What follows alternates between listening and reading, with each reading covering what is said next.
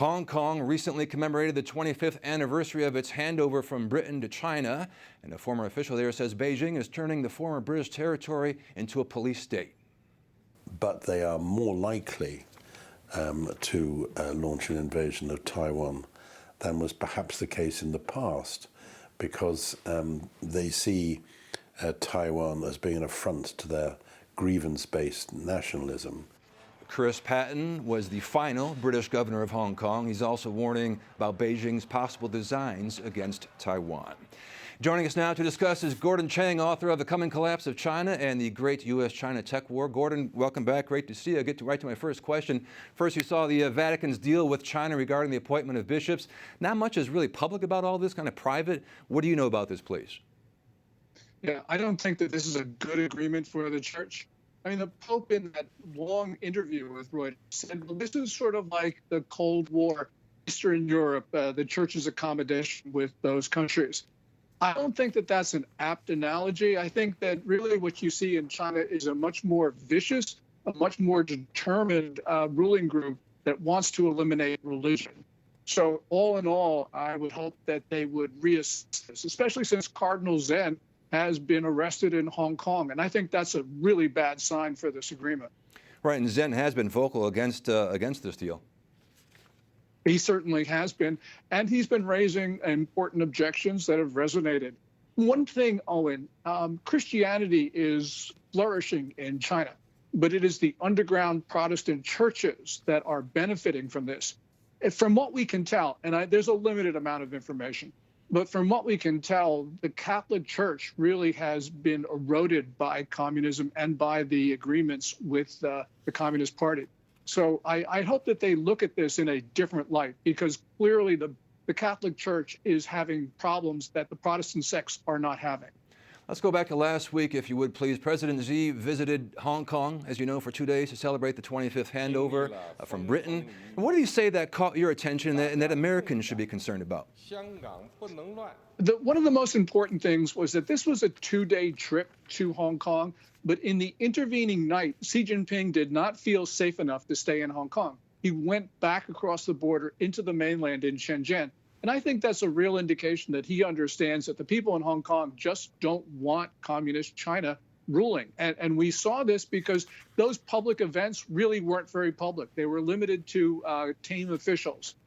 So right now, I think that, yes, the Chinese Communist Party can rule Hong Kong. They can snuff out dissent, but only for an interim period. I think we're going to see the people in Hong Kong strike back one way or another, as they have done in 2003, 2014, and 2019. I think we'll see another event like that in the not too distant future. AP reported that Xi praised the city for overcoming, quote, violent social unrest. Obviously a reference to those pro-democracy protests a few years ago. When he says stuff like that, what's your reaction? Well, he has subjugated Hong Kong, but he has done so at the cost of vitality of Hong Kong. Because what they're doing is they're moving against the rule of law. People will say Hong Kong is going to remain a financial center, and that's true, but it will no longer be an international financial center. It'll no longer be the vibrant, great city that it once was. It will be tamed as China is trying to integrate it into the Pearl River Delta region. It'll become, as they say in Hong Kong, just another Chinese city. And that's not good, really, for anybody except for the Communist Party, which wants to control. And control is more important than anything else. And we hear often about this term, one country, two systems. Does that still apply? Is that going away? What's going on there? Technically, it's supposed to apply for 50 years, and we've now just marked the halfway point. But really, nobody believes one country, two systems, or a high degree of autonomy, the phrase that was in the Sino-British Joint Declaration of 1984.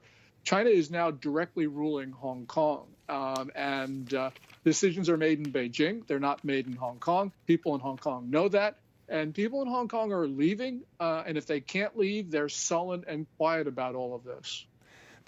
Now today, jumping ahead, John Lee, Hong Kong's new leader, this is AP, he says he's going to work on easing restrictions for travelers while balancing the risks of the coronavirus outbreak.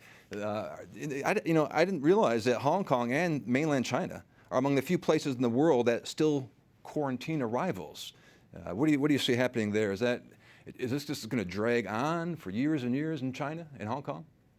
This will drag on for a very long time. This is the zero COVID policy of Xi Jinping. And just about 3 or 4 days ago, a Beijing health official said that, look, we're going to have zero COVID for another 5 years. And although Hong Kong would like to open up, because you can't run a financial center that is under strict coronavirus rules, nonetheless, I don't think they'll be allowed to do that. This is Xi Jinping's policy, and he's not going to allow deviations from it, either in the mainland or in Hong Kong itself. Well, finally, we got a few moments here, Gordon. What else are you following for us? I think the most important thing is the Chinese economy right now and the debt crisis, because this has really given legitimacy to the party for 3.5 decades of very rapid growth. Right now, we're not seeing that. And the other thing to keep in mind is the demography crisis. China right now, which is 4 billion people, could very well be no more than 500 million people by the turn of the century. That's what extreme population policies have done. And, this is just, we talk about pro-life in the United States. In China, this is the result of what happens when a government decides it's going to intervene in the most private decisions of people. That is incredible. It could drop from 1.3 billion down to 500 million in maybe 80 or so years from now.